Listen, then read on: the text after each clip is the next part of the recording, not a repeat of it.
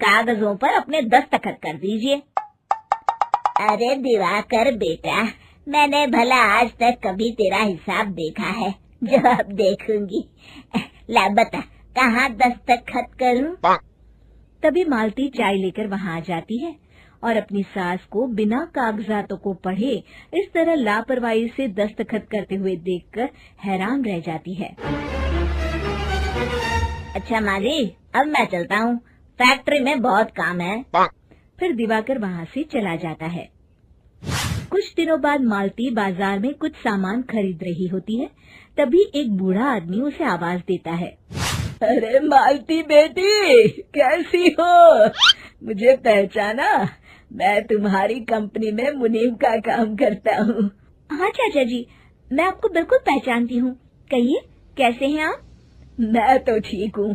Company में कुछ भी ठीक नहीं चल रहा, यहाँ तक कि हमें ठीक वक्त पर तनख्वाह भी नहीं मिलती। ये आप क्या कह रहे हैं?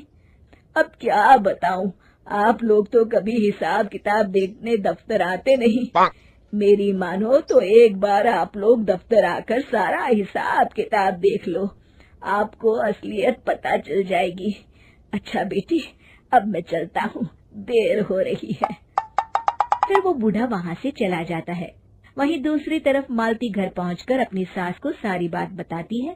तभी वहाँ रमेश भी आ जाता है, लेकिन मालती की सास मालती की किसी भी बात पर विश्वास नहीं करती। तभी रमेश कहता है, अरे माँ, बिना आग के कभी धुआं नहीं उठता। जब मालती इतना कह रही है तो हमें एक बार दफ्तर चलकर देख लेना चाहिए। वैसे भी हम लोग काफी दिन से अपने दफ्तर नहीं गए हैं। इस तरह किसी एक आदमी के भरोसे काम छोड़ना मुझे भी ठीक नहीं लगता।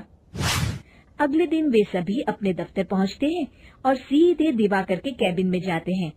अचानक सबको एक साथ देखकर दिवाकर चौंक जाता है। अरे माँ जी, आप सब लोग अचानक यहाँ कैसे आ गए?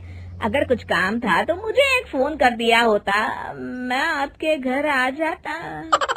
तभी मालती की सास कहती है, अरे दिवाकर बेटा, आज मैं हिसाब देखने दफ्तर आई हूँ, जरा मुझे पिछले 6 महीनों का हिसाब दिखाना तो बेटा। दिवाकर घबराते हुए हिसाब की फाइल मालती की सास को देता है। मालती की सास फाइल लेकर मालती को देती है और कहती है, ले बहू, देख ले हिसाब। मालती फाइल को बड़े गौर से देखती है और अगले ही पल उसे सारी गड़बड़ी समझ में आ जाती है। वो अपनी सास से कहती है, माँ जी, मुनीम चाचा बिल्कुल सही कह रहे थे। हमारी कंपनी में पिछले 6 महीनों में जितना मुनाफा हुआ है, हमें उसका आधा पैसा भी